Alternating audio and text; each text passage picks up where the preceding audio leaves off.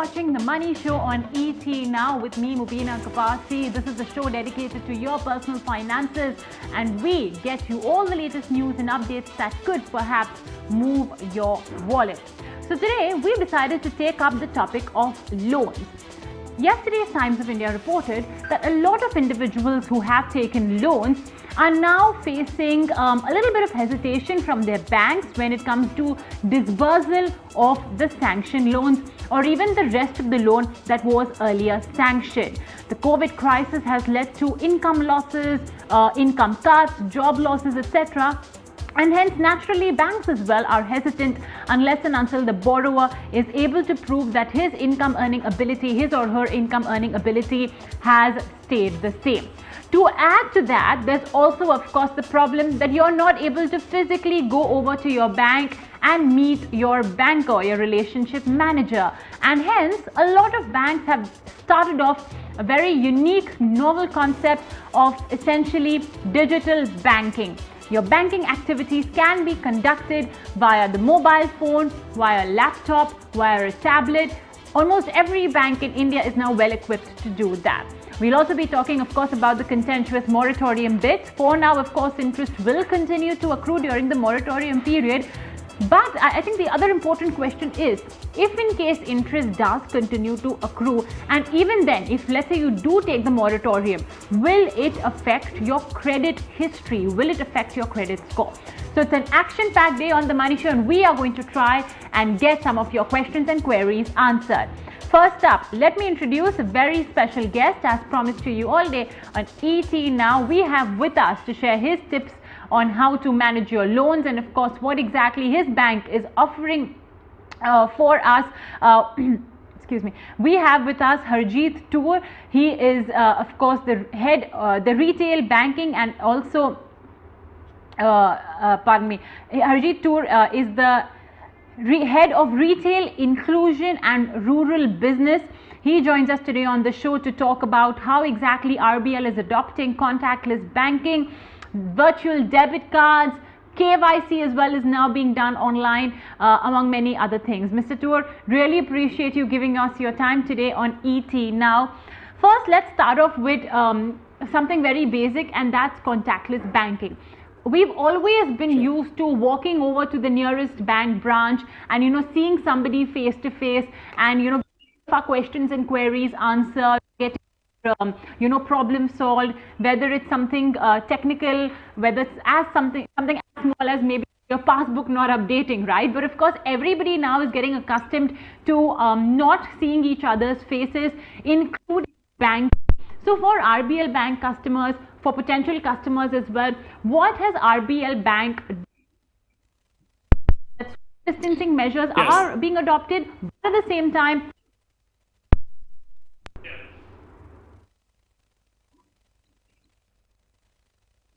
Mubina, I'm not sure if I'm audible.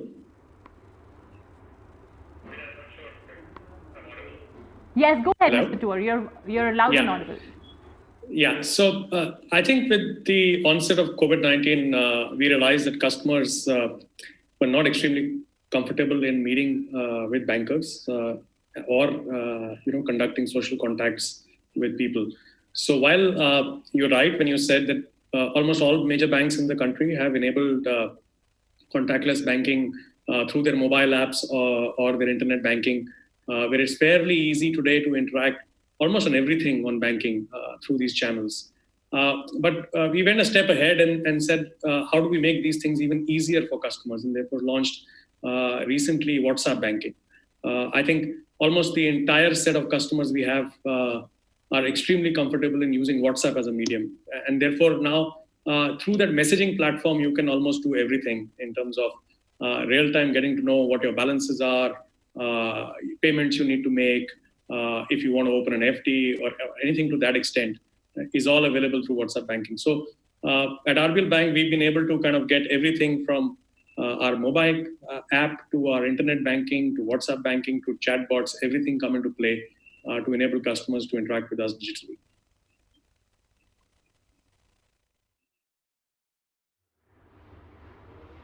What about, Mr. Toor, if somebody wants to open a bank account. I mean, that's something that does tend to require a lot of paperwork. There's introductory account holder, then there's of course KYC as well. How is RBL Bank getting over that big hindrance?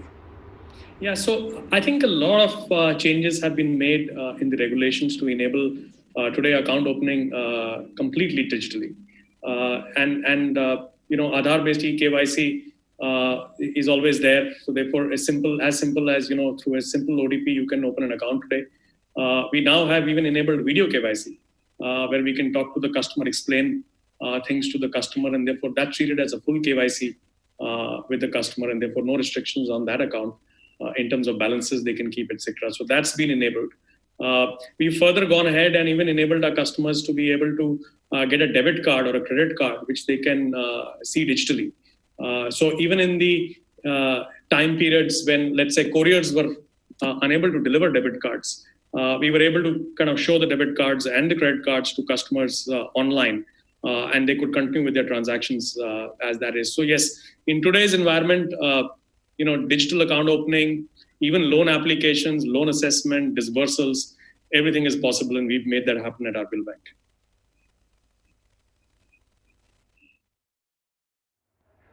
Okay, all right. Okay, now Mr. Toor, I'm sure a lot of your customers as well may be feeling that cash crunch, that pinch that may, that's something that may be feeling, because, the environment is such that for business owners, there may be, a cut in their profits, a cut in their sales that they may be seeing. For salaried people as well, either they're facing job losses or, cuts in their salaries. So, in such a situation, what is essentially RBL Bank doing to help customers tide over? I mean, what are the facilities available, if any? What can an individual expect from RBL Bank? I think the first thing which the Reserve Bank did, which was very timely, was to give a moratorium to customers. So at least in terms of their regular EMIs or their servicing of loans, that could be deferred. So that was one initiative which was taken, and we had extended that to all our customers across retail and inclusion. In addition to that, we have already pre-approved loans for our existing customers of the bank, both deposit and loan customers, where if they want an additional line of credit or an emergency cash, they can do that. It's all digitally available. We send them a link, and through 3 clicks, they are in a position to be able to take the funds. If it's a card customer, which is a credit card customer, for some customers, we realize that their earning capacity may have gone down, and therefore to them, we are offering an option of converting their entire outstanding into very easy EMI loans spread over a longer tenor at a lower interest rate, so that their interest burden can be reduced. And in case of sometimes emergencies do arise, and therefore we have the ability on our credit cards to be able to give temporary limit enhancement to customers. Let's say if there is, God forbid, a hospital emergency or something and they need some. So there are a host of these features which are there available to customers. And especially for business customers, I think the recently announced emergency line of credit by the government has also been extremely helpful. We've already sent SMSs to all our customers. These are easy lines with the first year where you only have to pay interest. You don't even have to start repaying your loan. The interest rates are low. And the tenors are about 4 years, and therefore I think for business loan customers, this is a tremendous opportunity for them to kind of boost up their cash flows and need that initial working capital to restart their business.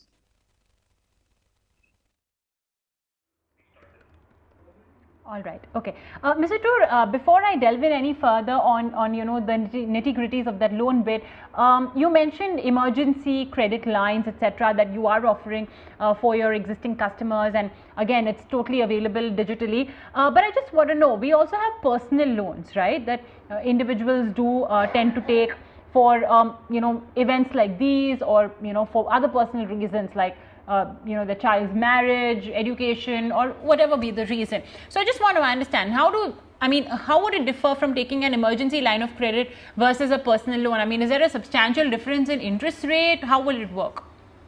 First of all, I think the emergency line of credit has been launched by the Government of India for small businesses. These are MSMEs, which is there. whereas personal loans are largely for individuals in their own capacity. So while the emergency line of credit is guaranteed by the government, the personal loan is given by the bank. And that's, I think, the basic difference between the two. Otherwise, the personal lines of credit, typically, every bank to its existing customers would have a process. As I said, we've already pre-approved a certain set. And for customers who may not find themselves in the pre-approved list, could actually apply to us and we can quickly turn it around. These are normal personal loans which could have tenors ranging from, let's say, a year to maybe 3 to 4 years.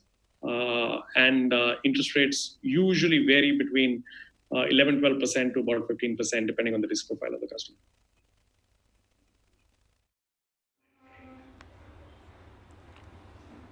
So I would also assume that, that emergency credit line would be approved faster, and, people who want that money, I'm talking only from an individual perspective. If somebody wants that money urgently, an emergency line of credits money would be available to them faster than a personal loan?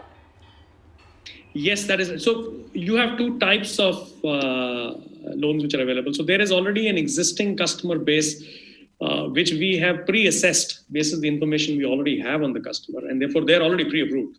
So the customer, basically, if they want, they click on the link, they verify themselves through an OTP, and therefore the line is done and the loan is given. For customers who maybe are not part of this and therefore may be required to give, let's say, a salary slip or something, that's where it takes slightly longer, but longer would mean maybe a day at max. So yeah, both these are fairly quick from a customer's point of view.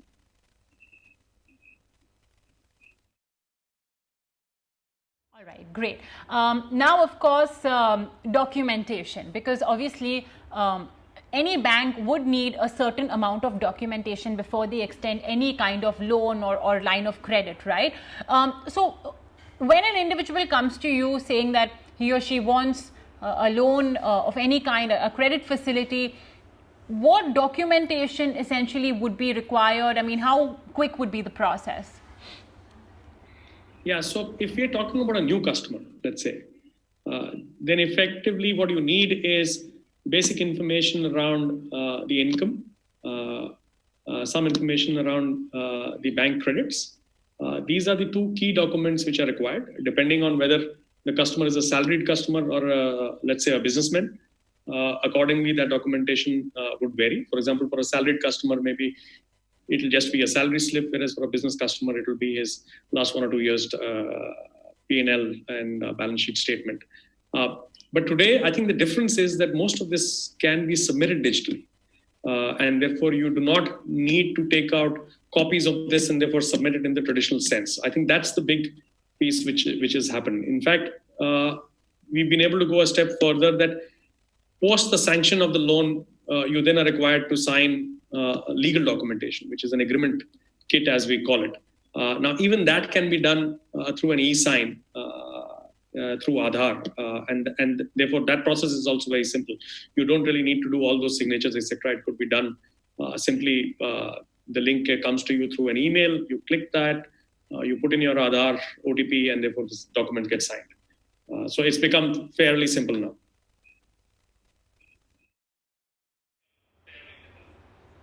Okay.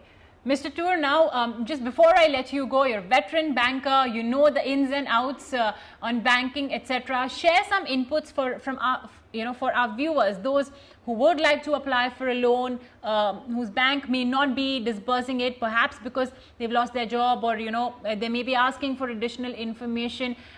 What can borrowers expect when they go to the bank asking for a loan, whether it's for home, whether it's for emergency, or personal loan, or whatever kind of loan? Yeah, I think before deciding what to give to the bank and therefore what to expect from the bank, it's important that consumers first understand their own financial condition today. And if they are in a situation, let's say, where if their cash flows have gone down, or God forbid, they've lost their job, then the loan, whether it was a home loan or an auto loan or something which they were taking, ideally should be reconsidered. Because you don't want to take a debt when you're not sure about your ability to be able to service it. Because if your credit history starts going bad, because of your cash flow issues, you'll have a problem then getting a loan for the next 3-4 years. And therefore, I think even before the bank asks you to furnish your income document and your proof of business or working, it's important that customers themselves, revisit that decision of theirs to see whether you can afford the loan you are taking, or you want to kind of defer it for some time.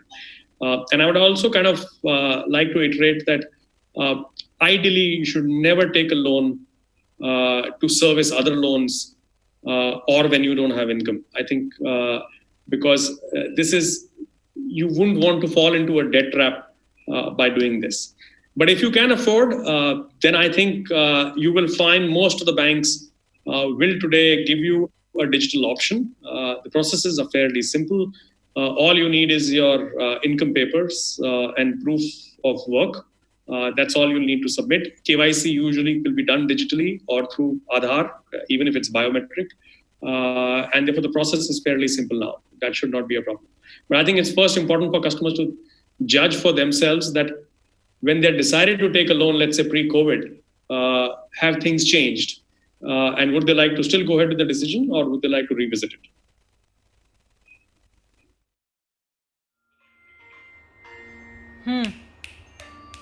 All right. Okay. Well, I think that's a very valuable input you've given. I mean, things have changed. The world is no longer the same, before the lockdown, right now as it was before the lockdown. So I think that's a very valuable piece of advice as well, Mr. Toor, that you gave us. We're going to take that conversation forward as well. But thank you so much, Mr. Toor. It was great getting on board an industry voice, that too from RBL Bank. So thank you for joining us today and giving such great advice to all of our viewers.